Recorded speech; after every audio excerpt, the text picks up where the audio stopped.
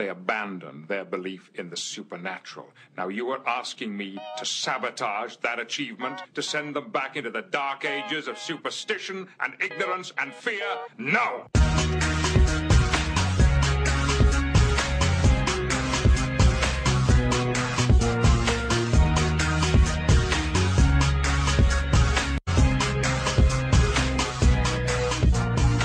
Welcome everyone to the first edition of the Tool Show proper, and with me this week, welcoming back Marty. How's it going? I'm doing okay. And back again for another session, Pumpkin. Fear me and obey. Yes, Pumpkin's in his usual mood. Just to give you a quick idea what's coming up on the show, I think, Marty, you've got a segment coming up later. Right. And we have Kitch doing his usual science report, and this week's interview was with futurist and transhumanist philosopher Zoltan Istvan, and it was a pleasure listening to him, so stay tuned for that later on in the show. And with all that, I think we can go straight into the news. Are you guys ready? Sure. So I don't know whose news story we can go with for. I think I'll go with this one, that Jack the Ripper has been identified for sure for the 100th time. Finally, we can put him away from his evil crimes. Yep. So I don't know, I take it you guys might have heard about this. Yeah, I've heard something about it. I have no idea about the details. Did they find some snippets from the Independent piece on this? I have no idea how they did it. What was it like? They found some old DNA or something? Yeah, well, straight away, this doesn't start off on a good note. An amateur sleuth with a book to sell and a scientist working in his spare time claimed to have solved one of the biggest murder mysteries in history by naming Jack the Ripper as a Polish immigrant in the 19th century after discovering what they consider conclusive DNA evidence. Okay. Problem number one is you need something to compare it to. Yep, I'm just going to scroll down here. I've got the only piece of forensic evidence in the whole history of the case. I've spent 14 years working on it, and we definitely have solved the mystery of who Jack the Ripper was. Only non-believers will want to perpetuate the myth will doubt. This is it now. We have unmasked him, the author said. Okay, so... First of all, how? And second... It's the usual kind of true believer talk saying, we've solved this for sure, and if you doubt us, you're just... obviously it's the usual, you're just being negative, like you get off the spiritualists all the time. Sure, but I'm just... finding forensic evidence, if they can do a DNA analysis, okay, well, it's old. I don't know how quickly that breaks down, but okay, let's say you can do that, but you still need something to compare it to. I mean, DNA doesn't, it's not like there's the person's identification, his name is not written in the DNA code or something. You need to actually have the DNA of the person that you know that this is his DNA, and then you compare it to the DNA on the murder weapon, for example. Okay, the evidence he had is apparently a shawl that was left at one of the crime scenes of Jack the Ripper. Okay. It's only claimed to belong to the victim in question.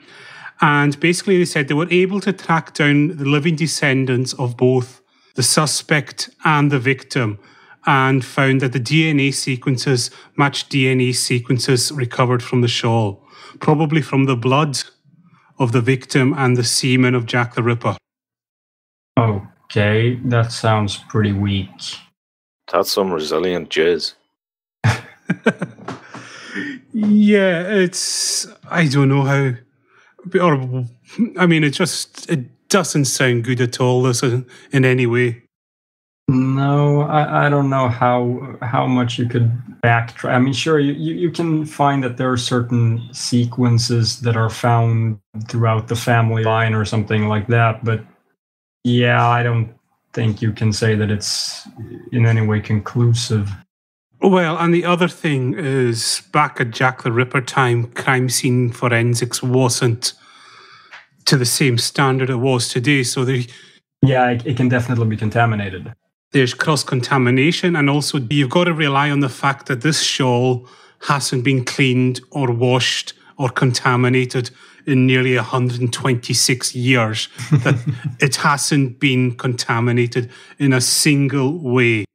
And matching it to the descendants as well, if I remember right, that even then that's pretty shaky stuff to match it to a descendant, because their DNA is going to be different from the descendants. You might find a slight, but that could be on any line of the family tree, really, couldn't it? Yeah, exactly. So, Pumpkin, do you have anything else to say there? It sounds weak as hell. Okay, surprisingly to the point there from Pumpkin. I think, Marty, you've got the next story for us. Yes, physics-related stuff. Stephen Hawking has said something that is stirring up a bit of a shitstorm. He has said that the Higgs boson could become metastable and basically wipe out the universe. Well, just to time out with you, Marty, what does metastable actually mean? Basically, it's hard to explain. It basically means it can go unstable, essentially. You have a lot of energy in one place, and that's just a bad thing, basically. So the idea here, anyway, is that if this happens, then basically that can sort of cause this bubble to form in the universe that just expands at the speed of light, and anything that goes into this bubble is just wiped out. And this bubble will just sweep across the universe and just destroying everything. And we wouldn't even see it coming, since it comes at us at the speed of light. So we would just be going about our business and poof, we're dead. Of course, this is not a new thing. This is something that it is actually a doomsday scenario that has been known about for a long time. This is just another thing we're figuring out that could actually cause it. It's so ridiculously unlikely, because basically what we're talking about is something that would require energies that are so high that they're only found in like particle accelerators that are even more advanced than the ones we have today. But it's also something that would have been extremely common in the early universe. In fact, every single point in the universe would have had energy levels like that, and guess what? We're still here. This has kind of got me flashing back to when the LHC was first switched on, and there was the scare and the whole "it's going to create a black hole and swallow up the Earth" stories. Is the same kind of thing? Yeah, it is. It's sort of like saying you could go outside and find the winning lottery ticket on the pavement just now. You could, but it's so astronomically, the odds are so stacked against you, kind of thing. Yeah, exactly. It's and we don't even know if this could happen. I mean, the very fact that it seems like, this would happen at sufficiently high energies. Well, in the early universe, it would have happened in that case. So the very existence of the universe kind of shows that there's probably something we're missing here. Like, there is actually some reason why this isn't happening. Maybe the theory this is all based on is wrong. Maybe there's some piece of the puzzle that's missing, or something like that. So it's definitely not something that needs to be. People don't need to worry about this thing. It's just that what's basically kicking up a shitstorm is that physicists are reacting to how stupid it is to mention this, because the scientific illiterates will, like you said, they'll go like, okay, so we should stop doing research about this stuff because it's so dangerous. Yeah, to physics is evil. Yeah, exactly. And that's, maybe some things you shouldn't kind of tell the public about, because it requires you to understand it in order to know that it's not a big deal. It's always amazing how strange people get when it comes to these end of the world scenarios. They just pull stuff out of their ass and say, it will kill us all. Yeah. When more likely than not, it won't. Although the other thing I would like to say is this one does sound feasible, because I do know there's another Barry Scott out there in the universe, and he just wants to go bang and make it all go clean. I don't know. Do you have Barry Scott in Sweden, Marty? No, not that I know of, anyway. All right. You lucky bastard. Yeah, that'll only be folk in the UK will have gotten that line just now, anyway. And so I'll go on to another one of my stories before we go into pumpkins. This one kind of caught my attention. Was a Komodo dragon in San Antonio Zoo was suffering from degenerative bone disease in both knees. Now, they've decided to treat this animal with acupuncture. Okay. Now, the whole concept behind acupuncture, I thought it works on your meridians and your energy flow, doesn't it? The first thing that comes to mind with this is, well, Komodo dragons are cold-blooded, so how the hell do you map meridians and energy from an animal that doesn't generate its own heat for a start? Magic. I have no idea. I mean, no, I simply have no idea. Also, I think acupuncture is designed to work with creatures with skin similar to ours. And again, you notice something, reptiles have slightly different skin to humans in that case.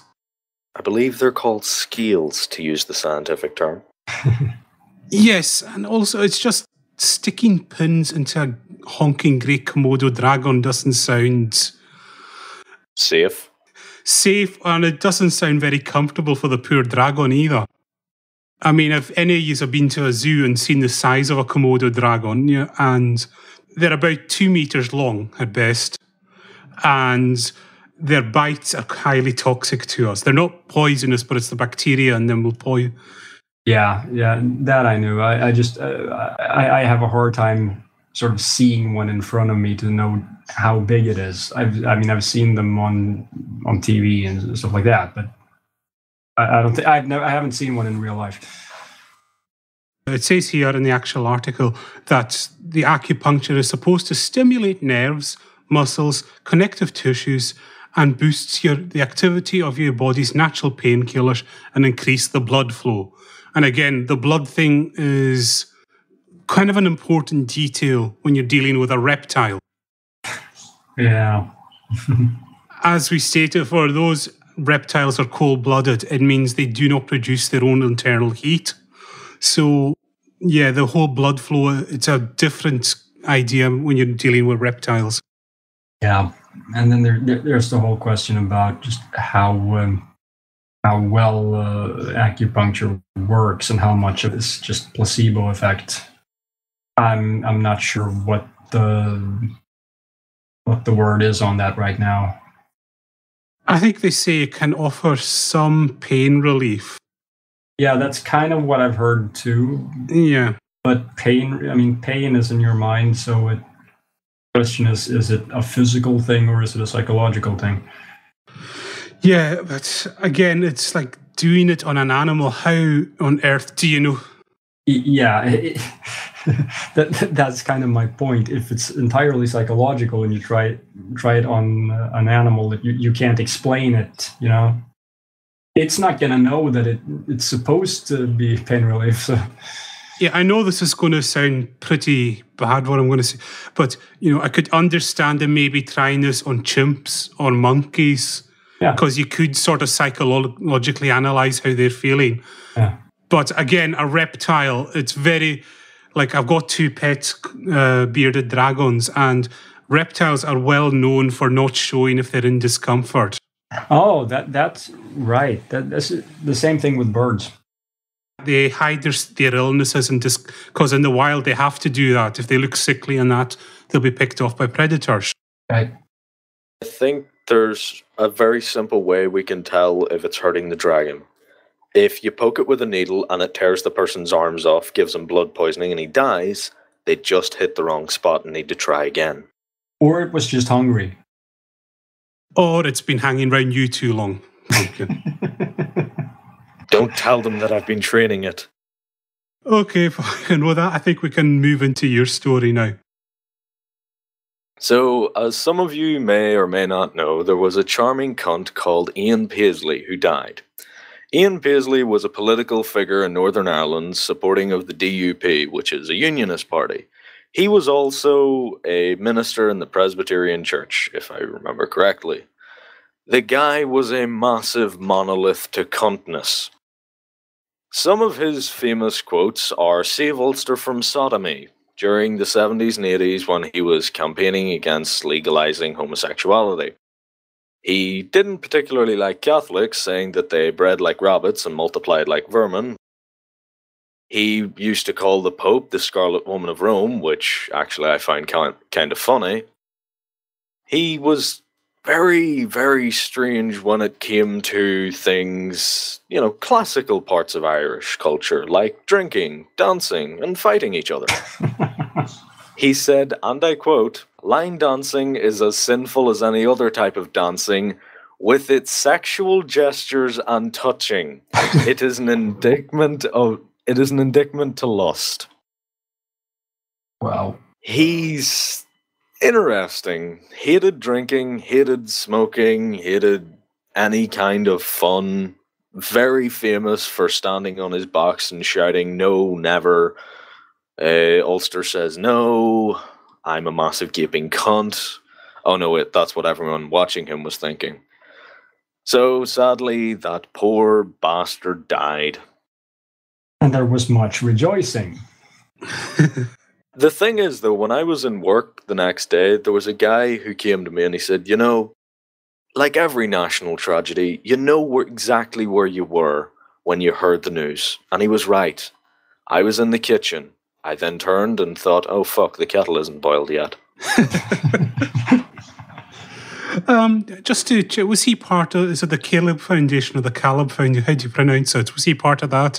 I think it's the Caleb Foundation, which is a foundation supporting Irish morality. It doesn't like abortion, doesn't like gays, doesn't like, pretty much anything fun, really. Yeah, and also to fill in the list, it's a fundamentalist Christian group in Northern Ireland, and they're also responsible for getting the creationist exhibit at the Giant's Causeway, if I remember correctly. Yep, and if I also remember correctly, that exhibit is constantly being pissed on, lit on fire, and torn down. So was Ian Paisley part of that, or was he involved? I'm sure he would have had links to something like that. I'm not sure if he was an active member, but he was definitely supportive of them. I'm not sure if he was an active member because, if I remember right, they were a mostly Catholic group. And like I said, he didn't really like Catholics all that much. Okay, well, Marty, there's not much you could really add because you're not too familiar with the guy. But, I've definitely got memories of seeing him on the TV growing up and his just constant shouting at rallies and all this nonsense. Like, they said he could turn any peaceful rally into a riot, really, just with his style of speaking. Yeah, in that way, he was a good person. But in general terms, I do remember when I was 5 or 6 and I was watching the news with my dad and I looked up and saw him standing and shouting and the narrator talking about how he was at a rally and saying, "Dad, why is there a ball sack on that man's face?" So I think we can say here lies Ian Paisley, and I think that's the last you'll ever hear about him on this show. Yeah, I think the original plan was to bury him at the bottom of the world's first man-made lake because they were just going to leave the grave open and let people fill it with piss. Okay, shall we carry on to another few news stories before we close out the news section this week? And before I dig the hole any deeper? Yes. Okay, I got this one just in a few hours ago, and it's apparently Bigfoot has made it to Moscow. Oh, cool. Moscow researchers said they have found an almas, a legendary primate known as a Russian Bigfoot, is wandering in the woods near the city. So do you want to hear what evidence they've collected? A YouTube video? He's sitting in office under the name Vladimir Putin? Oh, no, it's actually, I'll let you decide.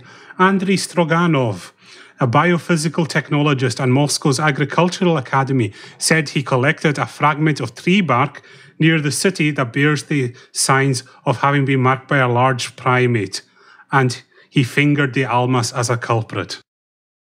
I can see that's just stunning evidence from the reaction there. What? Bigfoot exists. Look, here's a piece of wood. He doesn't say what signs that it's been marked by a large primate. I mean, he doesn't seem to elaborate much further on that, but it's been marked. I mean, this could literally be the bear shits in the woods. Yeah, that's what I was thinking. It's just a bear marking his territory by scraping at the bark of a tree. And this guy thought, oh, Bigfoot.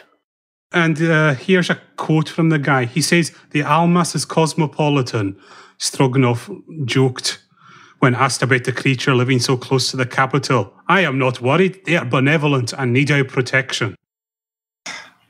Wow. So we will enroll them in Spetsnaz and send them against the Western menace. But anyway, we do have a little, and they are described in the Natural History Archives of China. They're listed, and they're noted as being medium height, 5 feet tall, covered in dark hair, primitive features such as sloped foreheads, large jaws, and a thick brow. They bear some resemblance to Bigfoot and Yeti. That actually sounds like a guy I know called Seamus. Maybe it's just the Irish are coming to Moscow. Yeah. That's probably what's going on. We heard you had vodka. Yeah, I've got nothing. You've got nothing on that. And just probably this will be the last news story to close us out in this section. And instead of Mike Adams, we're going with Alec Jones this time. Oh, joy. Alec Jones had a news story on his website saying that basically in a Florida institute, 11 and 12-year-olds in the 6th grade are being taught how to use strap-on dildos amidst a debate about sexual contact finding its way into Common Core subjects. And this is a bad thing. How? I seriously doubt that. He said, and it says, the pictures were taken by a student with a cell phone camera. They show a teacher demonstrating how to use a strap-on sex toy in a number of different positions.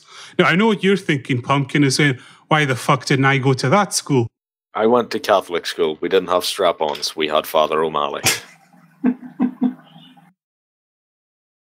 So, but essentially, what happened is, guess what? Alec Jones has misreported a story.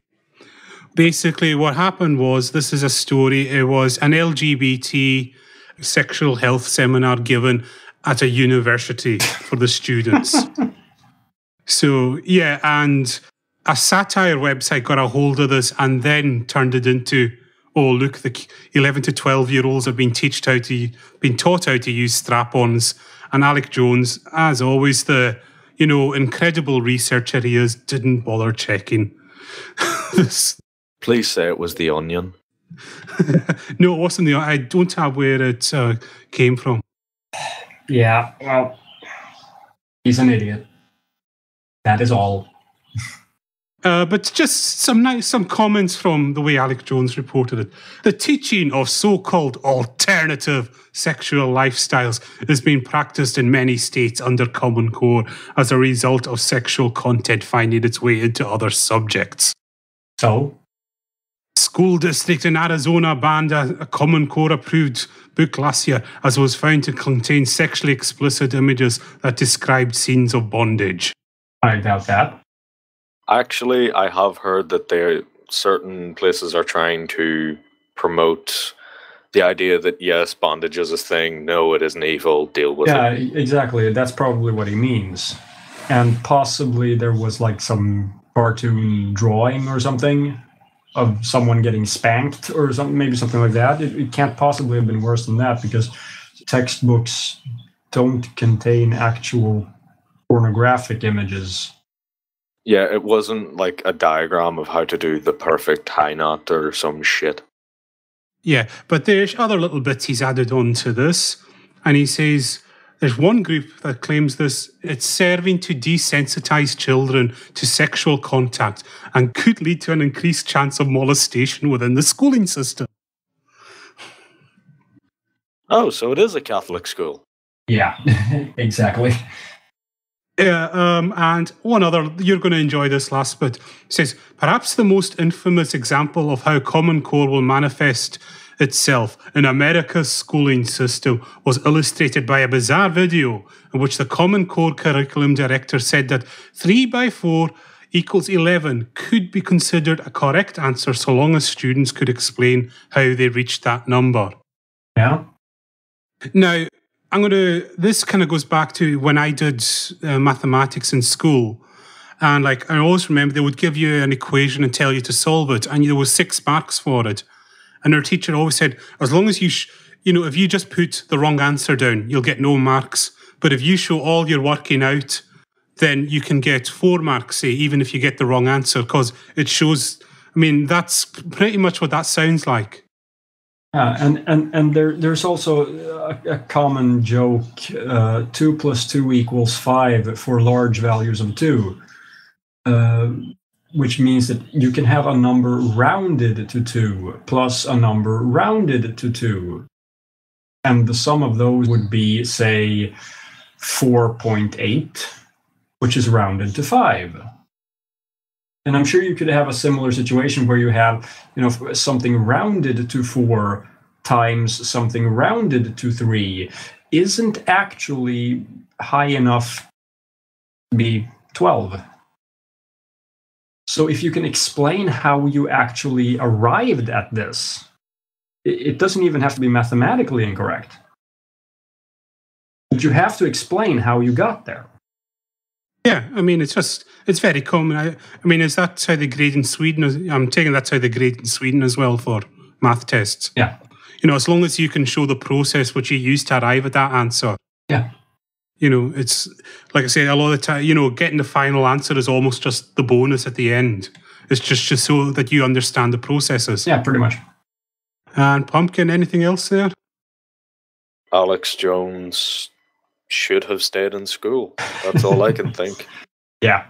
Okay, and I think we'll squeeze in one last news segment because we don't have Bastard in a Box this week. So, and also, if you do have a better name for the Bastard in a Box, please send it in.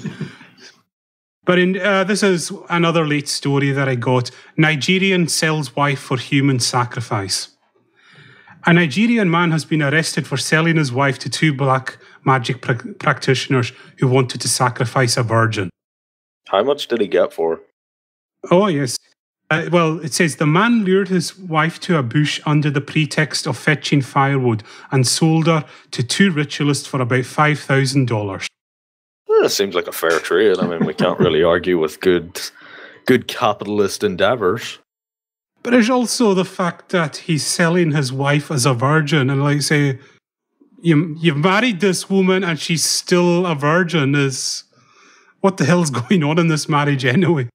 Yeah, if that's the case, I don't think you want to buy her. I think what's happened is it's very reminiscent of the old story of Christianity, one woman's lie about an affair that got way out of hand. But yeah, sadly, I know I might get slated for it, but it is very disturbing, like the situation in Nigeria regarding these things. Like, because you've got that Helen Ukpabio, I don't know, you've heard about her, Pumpkin. She's the, anti-witchcraft person that's come over here and she's tried to sue British humanists for £1 billion. Yeah, I've heard about that bitch. Yeah, she's kind of says that she can detect if your children are witches and all this, and she's been barred from many, many countries, but for some reason the UK still keeps letting her in. Okay. But no, there is a lot of this in Nigeria, sadly. Yeah, they need some serious education there. As much as we do joke about it, it is indeed serious to the point that there are witch hunts involving children being killed. Yeah. So we can take the piss all we want, but it's fucked over there. That and there, things like this about, virginity and, sacrificing. I've got friends who live in South Africa who told me some really scary stories about what the witch doctors get up to there. And it's, it is just more education is needed there. Yeah. And I think with that, shall we close out the news section? Sure. Yep.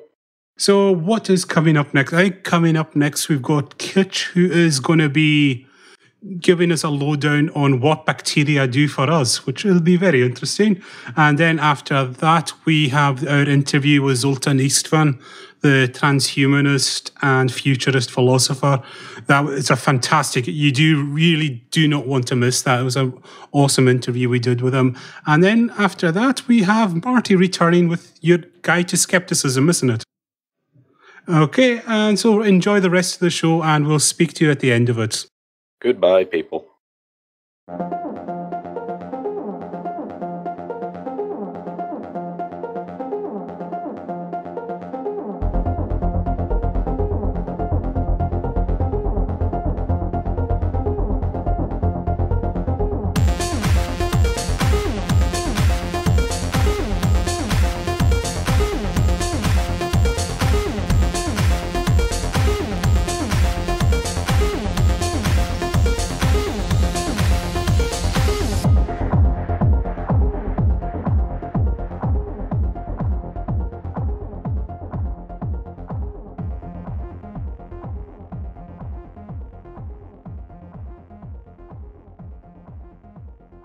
Bacteria.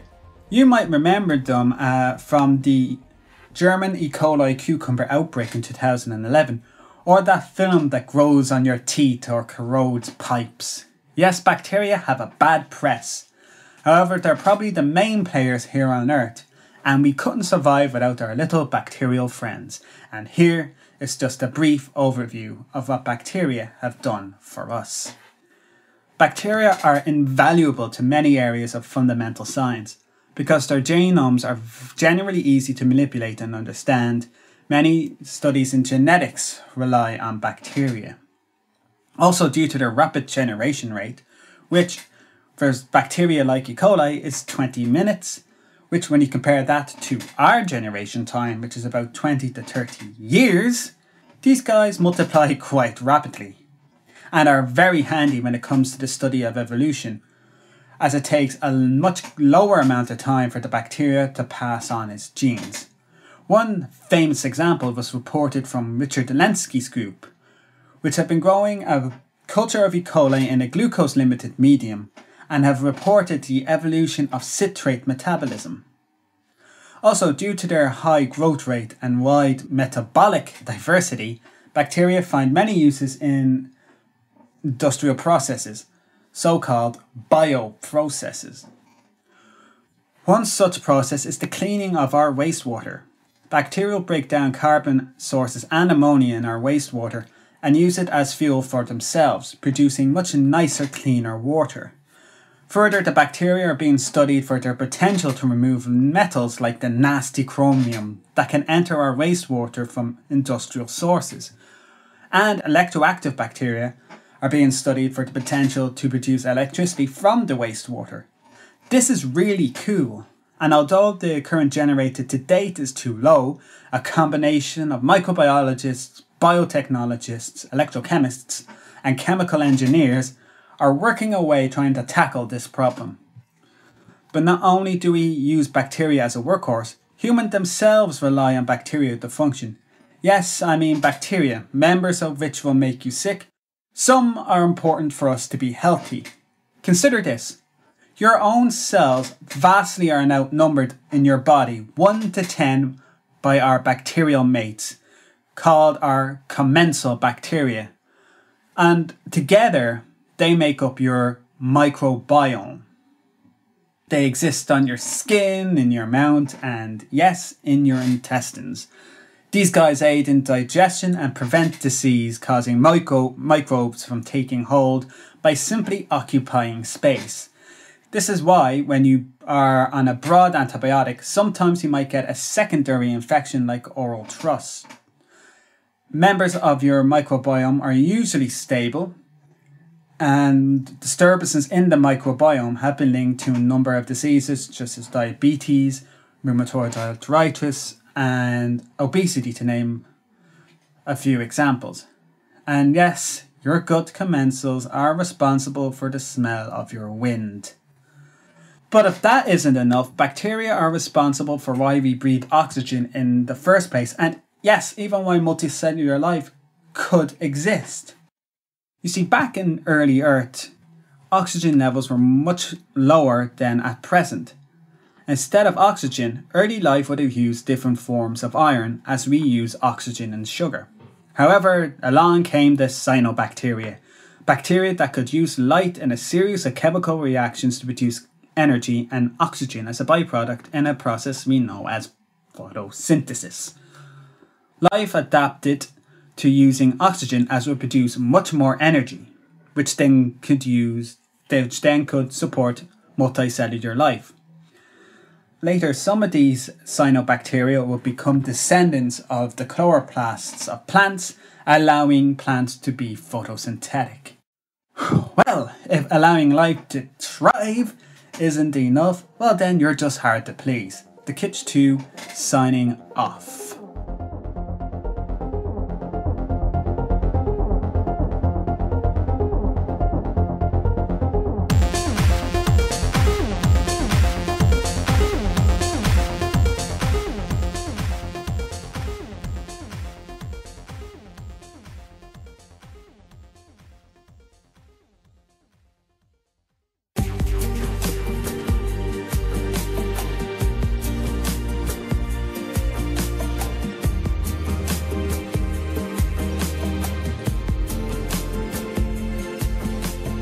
Hello, everybody, and welcome to the next segment of the Trolling with Logic podcast. Today, I have with me an esteemed writer, an esteemed person of philosophical insight that I think a lot of people are going to enjoy me talking to.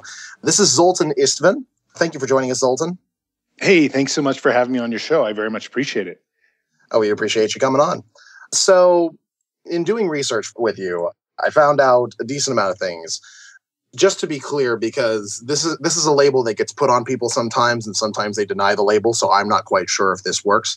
But according to my research, it says that you're a futurist? Yes, certainly a futurist. Okay. Now, see, I don't have a problem with that, but I've spoken to a lot of futurists before, and for some strange reason, I can never really get any sort of uniting ideologies between them as to what exactly it is. Somebody gave me a manifesto that was written back in, I think the 20s or something along those lines that was supposed to explain it, and I couldn't understand it. So if you could just, elucidate what exactly futurism is, at the very least to you. Yeah, absolutely. And believe me, you're not alone in having a hard time to do it, because essentially it's kind of a brand new field. And it's not that it's a brand new field, but it's a field that is changing so dynamically in the last 10 years, and no one has really been quite certain how important of a field it's going to be. So basically, a futurist is somebody who discusses the future, but he discusses more in terms of what near-term technology, what near-term science, what near-term social occurrences are going to happen and impact society, civilization, and the planet in general. And I actually happen to be a transhumanist, which is a certain type of futurist. I really specialize in kind of technology and science that enhances the human being and enhances the human experience.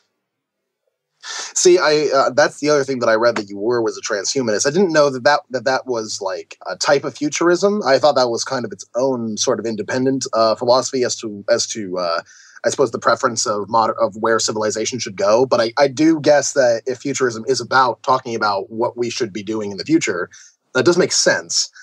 What sort of came first for you? Was it delving into futurist philosophy, or was it delving into being a transhumanist, or did one open the door to the other, or how'd that happen? Well, I consider, for me, the fields are totally interchangeable. They're one and the same for me. That said, there are a number of futurists who don't want to be associated with transhumanism. And just so your audience knows, transhumanism literally means beyond human, the Latin, beyond human. But it's really just a label for using science and technology to radically upgrade the human being. Artificial hearts, augmentation, bionics, machine intelligence, those kind of things.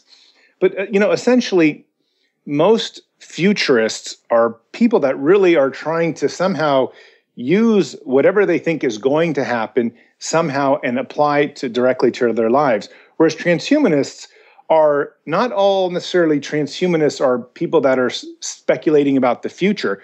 Really, transhumanism is just a movement that is afoot right now. And there are people like biohackers that are already implanting chips in their arms, or people like Ray Kurzweil that are taking lots of vitamins and a certain type of diet and already trying to extend their lives. One of the main goals of transhumanists is to try to live indefinitely. So for me, the two terms are interchangeable, and I often use futurist just because it's an easier term to understand. Transhumanism is still kind of a newer label that has just really become in vogue in the last year or two. But it more clearly defines what I mean when I talk about my ideas, which are specifically any idea that, kind of would radically enhance the human being. I would actually consider myself a transhumanist as well, in many different ways. One of the things that I've noticed when speaking to other people about this subject is that there's a bunch of different ideas as to how this beyond humanist sort of thing is supposed to go. Like, should it be biological enhancement? Should it be cybernetic enhancement? Should we all just sort of be absorbed into a giant supercomputer? Things like that. What exactly do you think is the most likely avenue? At the very least, which one would come first, if any of them, as far as becoming a little bit more than what we currently are by using technology and science? Sure. And, you just real quickly, you're also right. The transhumanist movement is not like a specific amount of one group of people go this way and another group of people go this way.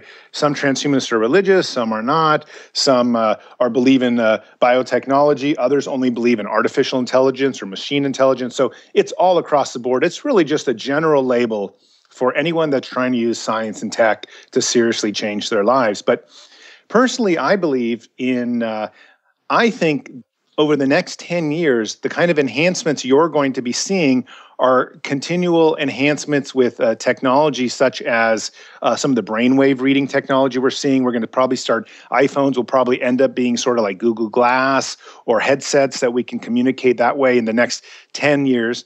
And I also think there'll be some interesting biotech coming through the system. I just wrote an article on artificial hearts, and I'm a pretty strong believer that within 10 years, they will have a better artificial heart than they have now, and that artificial heart will be better than your human heart, at least in most circumstances. So, that brings up the question, especially with cardiovascular disease being the number one killer basically around the world, at least in modern kind of countries, is are you going to replace your biological heart, even if it's healthy, with an artificial one? So that's kind of a typical transhumanist technology that I could see happening in the next 10 years. But the technology, to answer your question, that I think is really going to revolutionize the human being, and the one that's going to make us a different species, where it will no longer make sense to call ourselves a human or even consider ourselves part mammal, is the mind uploading, or the stuff that kind of Google and some of the other artificial intelligence companies are working on. I'm pretty certain that they're going to be able to connect our brain waves and download ourselves essentially into a machine. And once that happens, you're going to probably have a perfect copy of yourself, and you'll be able to do everything you want inside a machine, probably be mixed with machine intelligence. It'll be 10 times smarter, something like the movie Transcendence. And I think once that happens, then we have really departed from what it means to even be a kind of mammal that we once were, for hundreds of thousands of years. And that's the technology I see happening in about 20 years. I think in 15 years, you're going to be hearing about it in the news all the time, and it will be something that everyone will be debating whether it's actually a good idea or a bad idea. But as you probably know, last week, or I think about 10 days ago now, they had the first telepathic or mind-to-mind communication between two people thinking thoughts.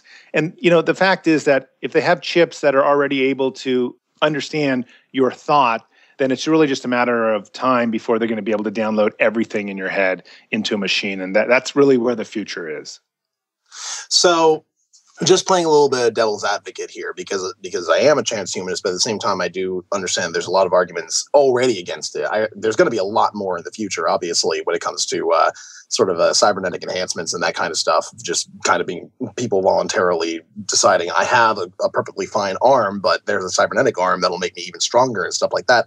So I think the main argument that a person might have is that we should have a value as being ourselves, as being the biological creatures that we are.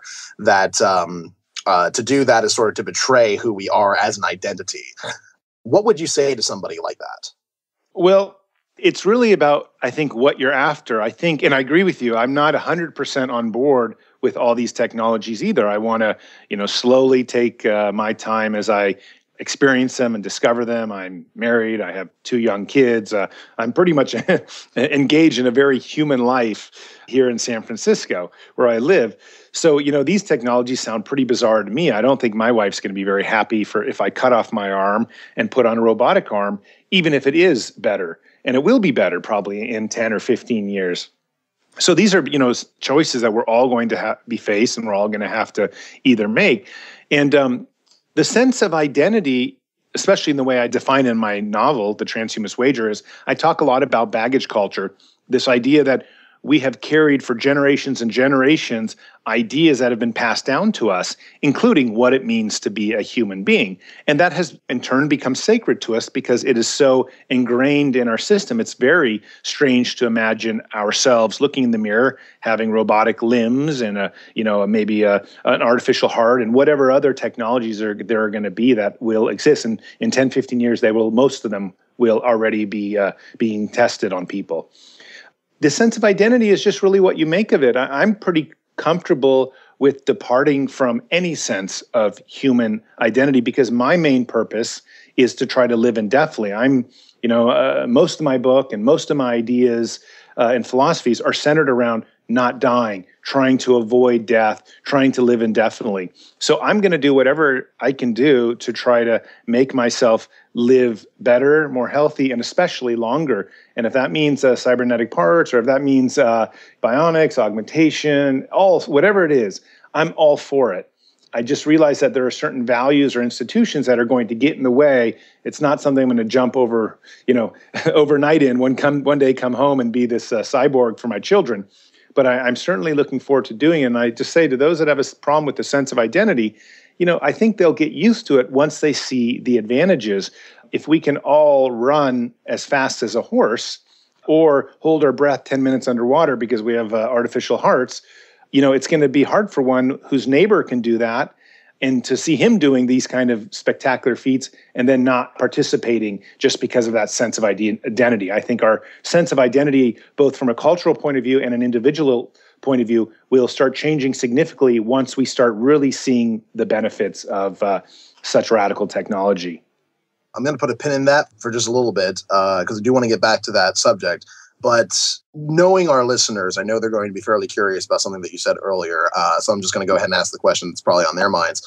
You said that you wrote fairly recently about the first sort of, for lack of a better word, telepathic communication between 2 different people. What exactly do you mean by that? About 2 weeks ago, a Harvard research team had a person based in India and a person based in France. And they were wearing these kind of new headbands, like the Muse headbands. You've been probably seeing them on the market. They monitor your brain waves. They can help you. For example, you can turn lights on when you walk inside a room just by thinking about it. Or, you have to have practiced that. But once it learns where essentially your brain lights up when you think of, I want to turn that light on, and the headband learns where it's at. And then, after a while, you train it. And then eventually you can walk into a room and turn it on. The same thing with you can take a photo of yourself wearing Google Glass with a certain adaptation to it, and then immediately paste it on your Twitter account or Facebook account just by thinking about it.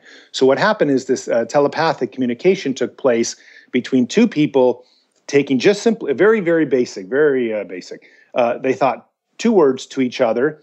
They had trained themselves to know these words ahead of time. And then one guy thought, hello, from France, and sent it to India, and the other person thought ciao or another word, and it sent it back. And because of the way they had trained the headbands the brainwaves, they were able to hear each other in their minds without uttering a word, without doing anything else. And so what they, everyone, all the press in the world went crazy about it because they said, well, this is truly the first telepathic communication where someone thought hello to another person and it was real. They heard it. So this is the future of communication, actually. However, the question is really now begins all the hard work. Not just one word, but thousands and thousands of words, thousands of different, hundreds of different languages, the different dialects, the variations, understanding syntax and some of that stuff. So that's where a lot of the hard work is going to come before you and I can actually have this podcast just by thinking about it and not by actually having spoken words. But anyways, so that's the experiment that happened. And I hopefully have an article coming out in a few weeks about some of my thoughts on it. Where would they be able to find that article when it comes out? Unfortunately, I have submitted it to a number of places, so I am waiting to hear back.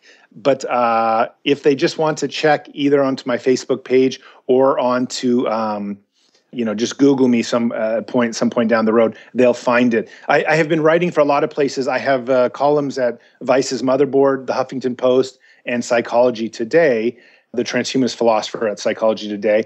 But this story is going to start out trying to go somewhere else. And if it doesn't work, it'll probably end up either for Vice's Motherboard or the Huffington Post. All right. And so that's something that people can look at. Should it come out? Should it be printed or anything like that? You can also, as Zoltan said, just check his Facebook for any sort of updates on that sort of stuff if anybody's curious about that. I know a lot of people are probably going to be. So going back to this this future where everyone's going to have this availability of cybernetic technology, stuff like that, artificial hearts, things like that. So one of the things that I've been talking to some of my more economically savvy friends is that this is going to be a bit of an issue in the future unless we can find a way to make this stuff available to all people. If it's not going to be available to all people, obviously this technology is going to be very expensive. So it's probably only going to be available to those who make a decent amount of money. And that's going to create a bit more of a schism than there already is when it comes to the difference between socioeconomic classes. What would be your sort of solution to that? Well, unfortunately, I don't have an easy solution. And I got to be honest, this question you just asked is the number one question I get asked all the time and it's also one of the most important, because what happens is many people around the world simply are not going to be able to afford this technology for a number of years once it comes out. For example, the story I just did on Motherboard on artificial hearts, the heart cost $200,000. And that's, I can't come up with that. And I know virtually only multimillionaires can come up that quickly with it. Perhaps anyone could if they really had to, if they were going to, die tomorrow. But certainly for a replacement, no way. I'd just take my chances. So the idea here is, at first, it's all going to be very expensive, and it's probably going to upset a lot of the people who find it unaffordable. However, the first time it comes out, it's probably also going to be a little bit experimental. So it's going to take a while to kind of filter through the system, a couple different generations of whatever device it is, whether it's a microchip in your head that acts as the new smartphone, or it's an artificial heart, or it's a bionic arm. It's going to go through a couple generations. But the good news is that, and I just wrote an article on this from the Huffington Post too, it's called The Biggest Worry About Transhumanism, is that all technologies over time become cheaper. And part of the reason is that the rich actually make money by selling these technologies to a huge amount of people, as many people as they can. So, for example, smartphones are now affordable. Basically, anyone in the world can afford a smartphone. Even the less than 2 to 3% population in poverty, like let's say sub-Sahara Africa, even some of them have smartphones where there's no electricity, but they'll have a solar panel in their mud hut and a little charger to use their phone. Phones have become, people throw them away. And that's just, that took 20 years, and it wasn't a very fun 20 years, because when the phone first came out, only the rich Wall Street guys had them. And then it kind of got like, okay, more and more people got them. And then eventually my parents got them. And, eventually I got them and all these other things. It took a long time to filter through the system, but now everyone has it. So I'm hopeful that even though it may take some time, and it may seem to cause the divide between rich and poor, more apparently than it would normally, eventually everyone will get it. And I find, like I said, since I'm not the uber rich, I find that very, very important because I don't want to wait forever waiting for some of this technology. And I also want to make sure that it's widespread. I think one way to keep the world happier and more peaceful is to allow everyone to have access to better medicines, better tech, and the kind of things that will enable our lives all to be better. According to the United Nations, a report of 2012, which I've quoted a lot of times in my article, they did a massive report on poverty levels. So poverty levels are going down, lifespans are going up, happiness has been slowly rising as well in a lot of third world countries.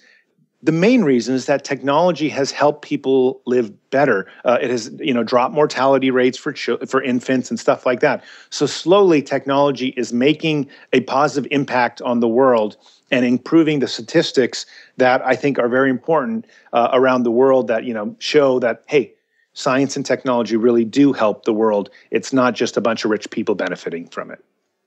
All right. Well, that's definitely something to chew on. Like I said, my friends are a lot more economically savvy than I am, so I don't think I really would be able to really check how likely that sort of situation is going to be, where the rich gain this technology and try to make it available to everybody. I can see the logic in it, but economics is just one of those really strange sort of researches where strict models of how humans work generally tend to be reliable only to a certain extent, because humans are weird. So going on with this transhumanism thing, because I understand that this is like sort of one of your main focuses as far as your writing goes, you made a novel called The Transhumanist Wager, where you introduced what's known as teleological egocentric functionalism. That's a mouthful right there. So maybe you could elucidate a little bit more as to what exactly TEF is. Sure. And I just usually call it TEF just to make it simple. Yeah, and I'm increasingly worried that the name is too much of a mouthful, because the philosophy has now kind of, wherever I go, the philosophy sort of follows.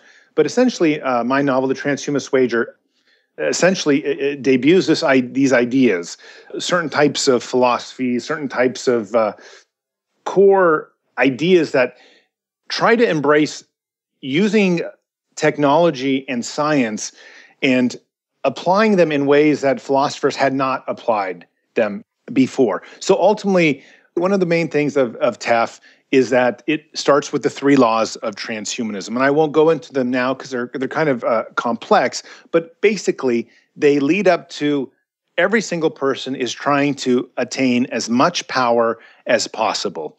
And ultimately, you need to do everything in your power to defend your own security and your rise to power. And it doesn't allow for any other social deviances. It doesn't allow for any altruism. It doesn't allow for anything like that. It just strictly says everybody is trying to become an omnipotent God. And then it's like a race. And so that's essentially what TEF really represents, is that philosophy that everyone is going, trying to achieve that singular goal. And from that, it breaks down and goes into many different, ideas and how to run governments, how to essentially keep control over oneself and monitor ambitions, monitor emotions. There's a whole breakdown of the actual idea. And it follows a very Nietzschean type of ideology. However, it breaks from Nietzsche quite a bit as well. And a lot of people have compared my novel to Ayn Rand's Atlas Shrugged, though I don't know if Ayn Rand would be very happy with my ideas.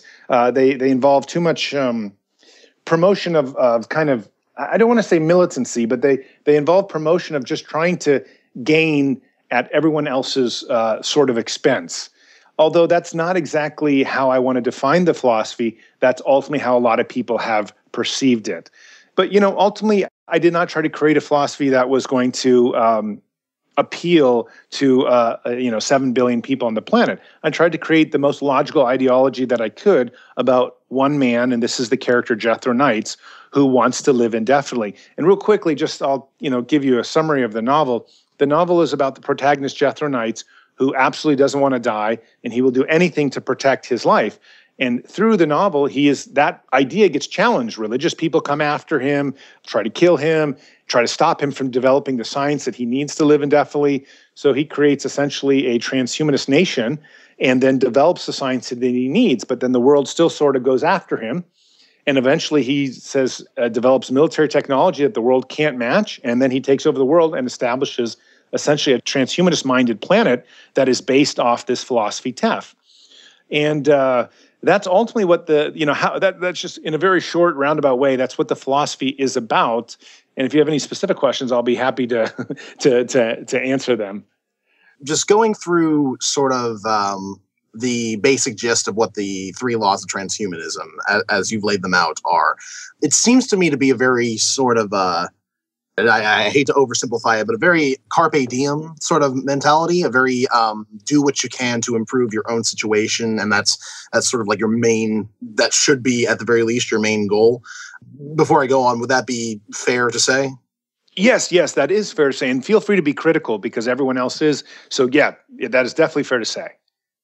Okay, so I have a family that is very diverse in their goals and their aspirations and things like that. Very different levels of what they're satisfied with. Like my father is probably the one who strives the most to get to the most successful position he can in life, at the very least, what he sees as his own version of success. And in stark contrast, you have stuff like my mother or my stepfather, who are very interested in just sort of maintaining a livable, comfortable space for their life, for the rest of their life. That's really what they're satisfied with. They don't really need to be rich. They don't really think it's going to make them happy. They don't really want to gain any sort of power among their other workers or anything like that. They just want to maintain jobs that keep them at a comfortable space. So just looking at that sort of philosophy where one is almost obligated to improve their own situation, what would you think about people who are satisfied with whatever situation they're in, even if they don't necessarily have any sort of actual power over other people or economic power or stuff like that? They're really interested in being where they are and maintaining just a certain level of comfort, and that's it.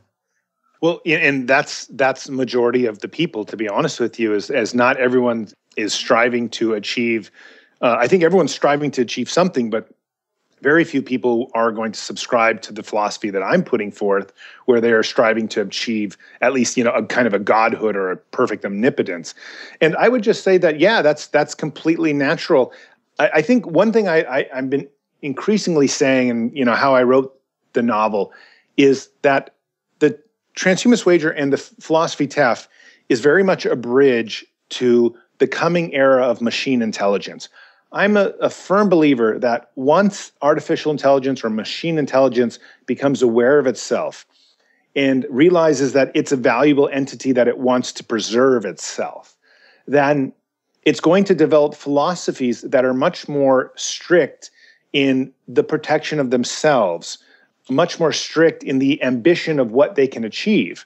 And this is where TEF actually comes into play, because it's been criticized as this overwhelmingly rigid ideology that says it makes a lot of sense, but not everyone wants to achieve omnipotence. Not everyone wants to be God. Not everyone wants to rise to as much power as they can. As you point out, just a lot of people just want to enjoy their lives and have their families and kind of go on to the next level. My philosophy starts off saying that because nobody wants to die, that's where the essence of the philosophy comes from. You want to protect that point of view, that if you don't want to die, you need to achieve power to protect that fact. And the only power that's going to protect that fact completely is all power or omnipotence. And that's kind of why I believe that TEF ultimately kind of comes down to this idea that everybody wants to achieve the most amount of power as possible. And some of those people that don't want to achieve it, that's entirely their perspective. But I do believe that for the people that are very ambitious, or the machine intelligences that are going to be coming here in probably 10 or 15 years, they're going to take to this type of philosophy much more quickly than any other type of philosophy out there, because it's the kind that essentially says, be the most that you can be and take no prisoners.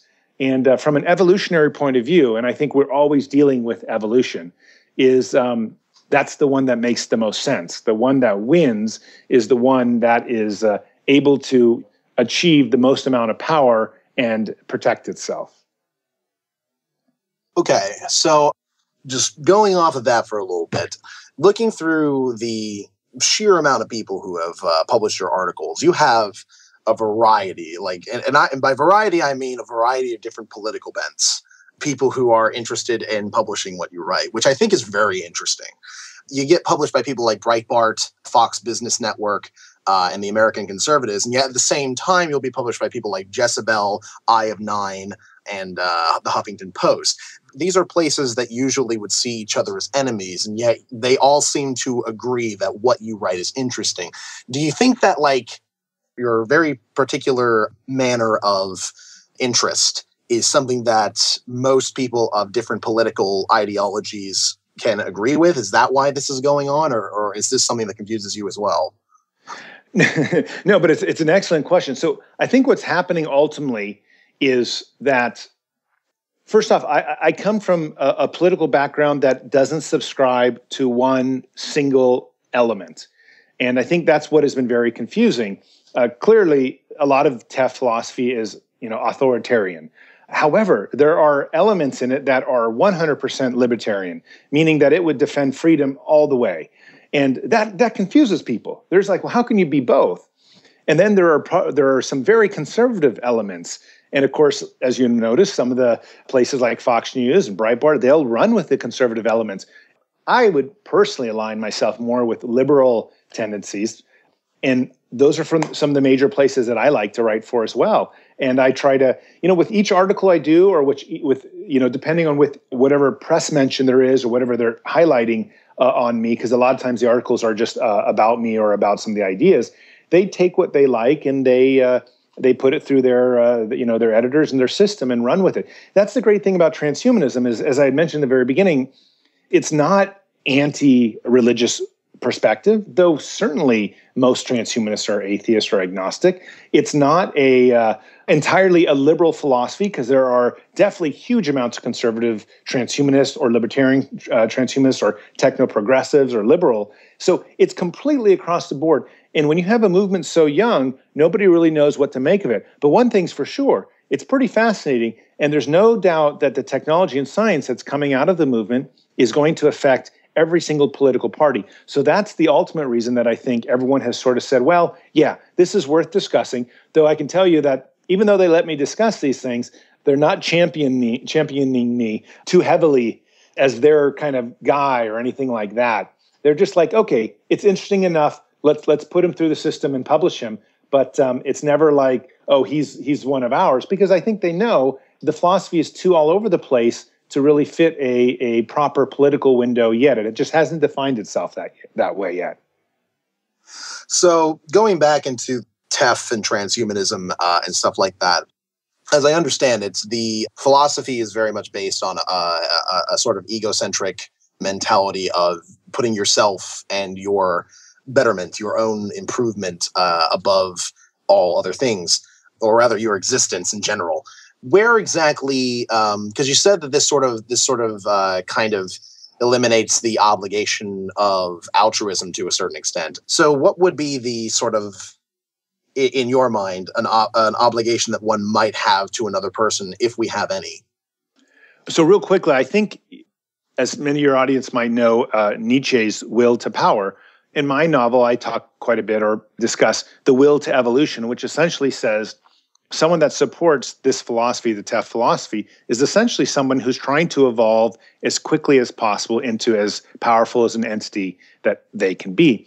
Now, in that context, especially given the 3 laws of transhumanism, and the third law is that you must protect the universe. So real quickly, I'll go over the 3 laws just because it's kind of helpful for the audience to know. The first law is that you must safeguard your own existence. And the second law is that you must strive to achieve all power or omnipotence. But the third law is, basically the first law takes precedence over the second law, and the second law takes precedence over the third law. But the third law says you should try to protect the universe because you never know what kind of value it's going to be able to offer in the long run, even if it doesn't seem to be any value whatsoever. So generally speaking, if you have preserved the first 2 laws, in your actions, in your endeavors, in your daily activities, and you see someone who, and you can afford the time, you can afford the resources, whatever, and you see someone that needs help, by all means do it. And this is why I think many transhumanists, or at least myself, are pretty good human beings. We tend to do nice things and try to help other people, and I certainly want to share the technology with other people. But the reason I would like to share it is because I actually see people being valuable to my overall gain. I think that by helping them, they're going to help me out further along my own process of trying to achieve the goals that I am striving to achieve. So there is a very kind of self-centered or egocentric perspective for why I would go out of my way to help someone. Now, I should also be clear that the philosophy was not perfectly introduced in the novel The Transhumanist Wager. It was simply kind of debuted, but it's probably going to take me a sequel and hopefully a trilogy to really put forth all the different ways that you can see the ideas unfold upon themselves. Because currently, it just kind of put out some big, giant, grand ideas and said, hey, this is how the world is unfolding at this moment. But there's a lot of little stuff like what you're asking right now. And I can tell you that the second book is going to be strictly about love. I don't want to say strictly, but a huge part of it will be about love. And love is one of the most challenging things in the philosophy of TEF, because it's going to pit the main protagonist against another person, and they're going to love each other, and they're going to have to decide how far are you willing to go to subscribe to your own value system before you're willing to hurt another, especially someone you love. And it's a classic age-old question, and so I'll look forward to exploring that. But there are times when one would do that. It's hard to know that it's probably unfathomable, though, that someone would give a life for another person unless they were sure that there was no other alternative out there to coming back and achieving whatever aims it was that they were trying. As happens in the novel, the main character is challenged with, what if he had to kill his wife 1,000 times in order to achieve his omnipotence? And, the protagonist says, well, I would have to do that if that's what I would have to do. However, those questions are sort of absurd because they probably would never happen like that. But that's how the philosophy unfolds. We're nearing the end of the interview here, and this is going to be a fairly big question, so it might be unfair for me to ask you this at this point in the interview. But this is something that I'm fairly curious about. The notion of being able to download our minds onto computers or any sort of computational device, which we can then sort of live our own sort of virtual lives and stuff like that. The question I have is very much akin to a sort of transporter-esque problem. Because the way the downloading works, as I understand it, is less that you're taking data from one place and putting it into another, and more that you're taking data from one place, copying it, and then putting it into another. So making that copy then, could someone say that is sufficiently them, or would that simply be someone else who then has everything that you have as an identity? So, this is a fascinating question that none of the philosophers have really worked out perfectly yet. And this is why simulation theory and all these other ideas are going to go back and forth probably for, at least years to come. But I would say that the person that is perfectly copied from you and then put into a machine is essentially you from the moment that they enter the machine. But once they start experiencing something else, they're going to become something different. But it's always going to be two separate entities. It's always going to be Zoltan 1 and Zoltan 2, and there's no way around that. And I'm not comfortable as Zoltan 1 saying that my immortality is Zoltan 2. However, I can tell you that given an either or choice, if it was either having Zoltan 1 and Zoltan 2 or having only Zoltan 1 and then Zoltan 1 dying, I would certainly choose Zoltan 1 and Zoltan 2. So you kind of get down into the game theory where you're like, it's just better to have a Zoltan 2 out there, even if it is something that is going to evolve differently than me, and even if it is something that is separate from me. Now, perhaps in the future, though, there'll be ways to merge. Maybe there'll be a way that there'll be some kind of fail-safe button that says, whenever you leave and go into a machine, your own body becomes goes to sleep, and there's no more Zoltan there. It's only Zoltan 2. So maybe there'll be a mechanism that philosophers or the technicians will create that will give you that sense of this is the only thing that's left. Maybe it'll be some kind of law that they'll build into this type of technology. But likely, it's just going to be a perfect clone, and there's going to be two of you. And so it's not a perfect situation, but it's better situation than, becoming stardust and, 6 feet underneath the earth, I suppose. All right. Well, we're reaching about the 45-minute mark when it comes to concerning this interview, and I know you wanted to keep it fairly short because you have stuff to do with your family and all that kind of stuff. I understand. I appreciate you coming on to the show. Appreciate you taking the time out to talk to us. For everybody who's listening, you can check out many of Zoltan's different articles just by Googling his name. It literally, his articles are everywhere. New York Times, Huffington Post, Daily Caller, everywhere. And the other thing that I would recommend that everyone else do, because I'm going to be doing it myself, is picking up a copy of The Transhumanist Wager. Talking to a couple of my friends in preparation for this interview, I was told that it is an interesting read. At the very least, even if you don't agree with everything that's in the book, it's still something that would be fascinating, I think, for a lot of people to read. So I'm going to get a copy. I recommend everybody else gets a copy. And again, check out any of his work online if anybody else is curious about that kind of stuff. And also check out his Facebook page for other updates as to different things that he's been looking into and different research he's been looking into as well. Zoltan, again, thank you for coming on to the podcast with us. Yeah, absolutely. And just for your readers to know, my book, many people dislike my book and many people think it's crazy. But it was really written as a kind of a novel to introduce people to some of the most challenging concepts that potentially could happen in the next 10, 20 years. It's a near-term book where most of the book takes place in the next 5 or 10 years. So even if you hate it, or even if you totally disagree with the ideas, and you're certainly likely to disagree with some of the ideas, hopefully it'll just get people to think of different things in different ways. And like I said, if this might be the morality that machine intelligence will take on, and the robots are going to be here very soon. So it's a fun, interesting world to ponder, and I appreciate people reading it. They can find it on Amazon. There's a Kindle version as well as a paperback version, and my email is all over the place, so just feel free to reach out and say hello and tell me what you thought of it. And thank you so much for having me on your show. This has been a fantastic conversation. I'm sorry I had to kind of leave early, but my young 6-month-old is whining in the background. Hey, no problem. When your second book comes out, maybe I'll pick up a copy of that, and we might be able to have you on again to talk about that. Oh, that would be great. I'd appreciate that. Fantastic.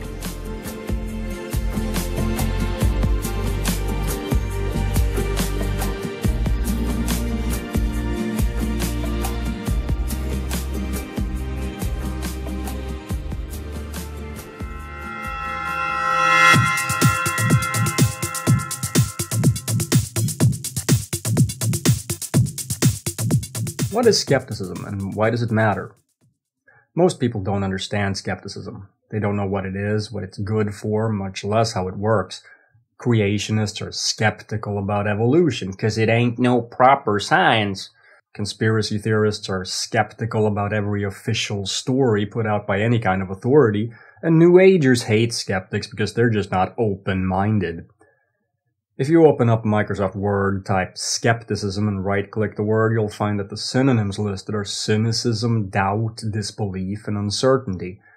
Dictionaries describe usage, and this is how the word is commonly used. It's also incorrect to define skepticism using those words, or at least it's insufficient. Skepticism is a desire to only hold beliefs that accurately reflect reality. It's not about blindly rejecting new ideas, it's about wanting to make sure that an idea holds up before accepting it. A skeptic is not someone who dogmatically holds to a particular set of beliefs. That's what a closed-minded person does. He refuses to change his mind regardless of what evidence is presented. On the contrary, a skeptic is open-minded.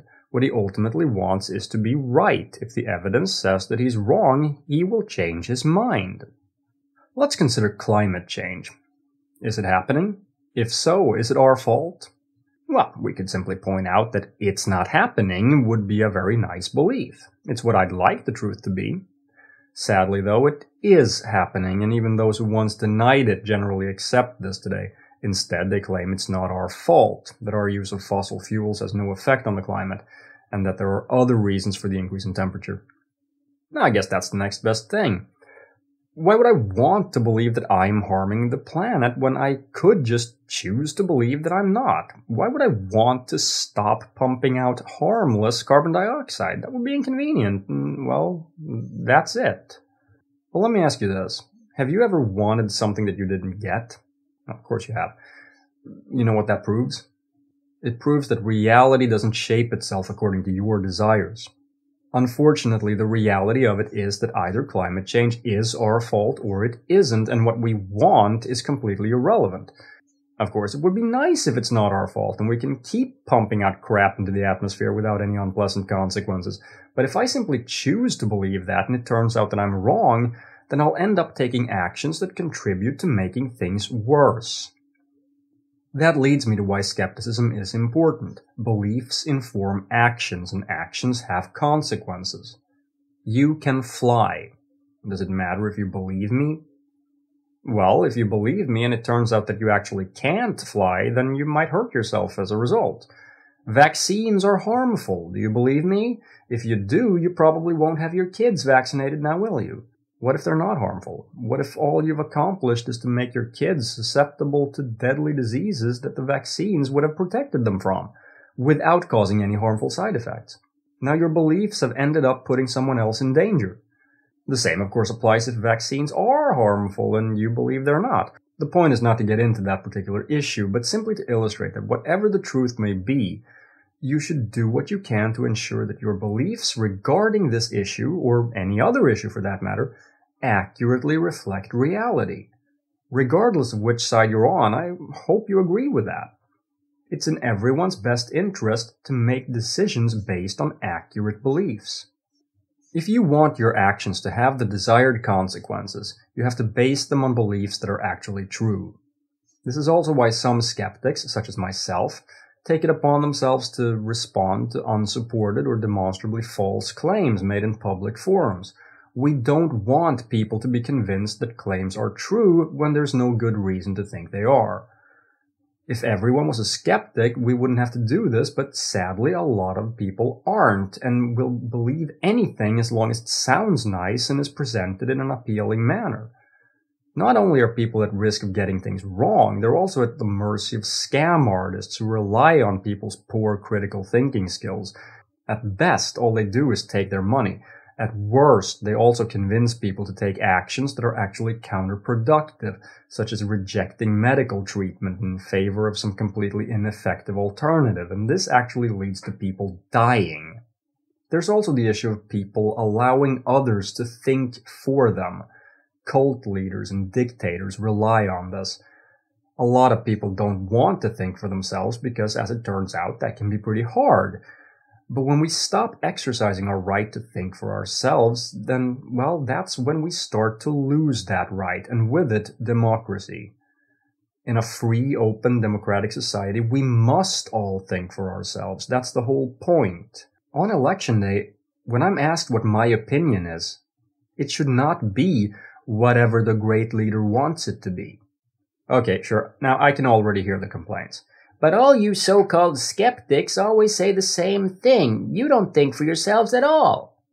Well, in many cases, it's true that we all say the same thing. But that's because if 1 million people are right, then 1 million people will agree.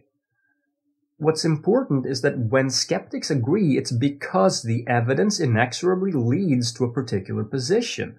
We all agree that, for example, at least here on Earth, if we drop a rock, it will fall to the ground. Any skeptic who investigates this issue will agree with this not because it's been declared dogma, but because it's demonstrably true. So I guess that brings us to the tricky bit. We've covered what skepticism is and why it's important, but how does it work? How do you think like a skeptic? How do you analyze claims and the evidence presented in support of them? Well, that's what this series is going to be about. See you next time.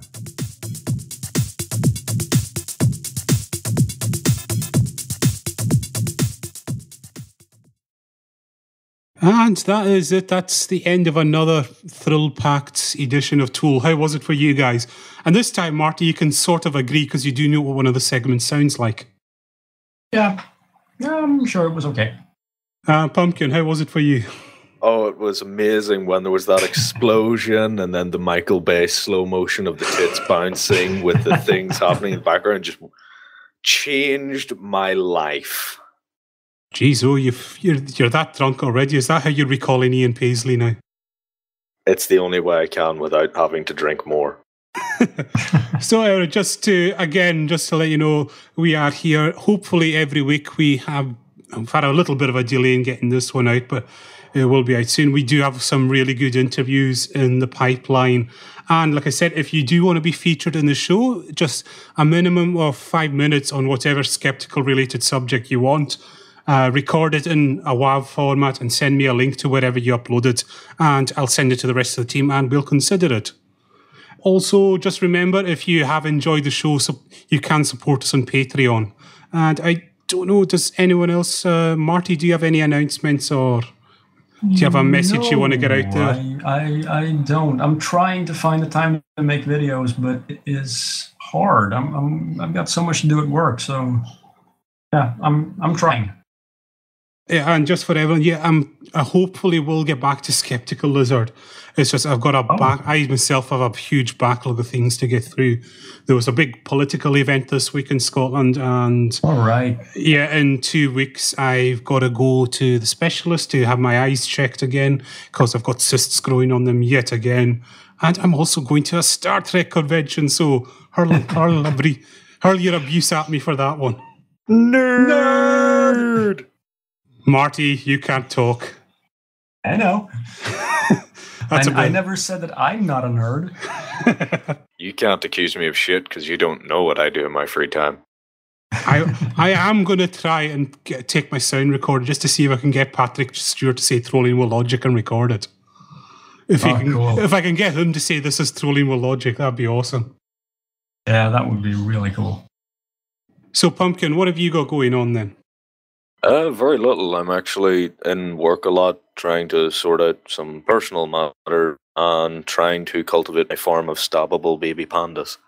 Oh, so the usual, basically. Yeah, just an average Tuesday. Average Northern Ireland Tuesday, is it?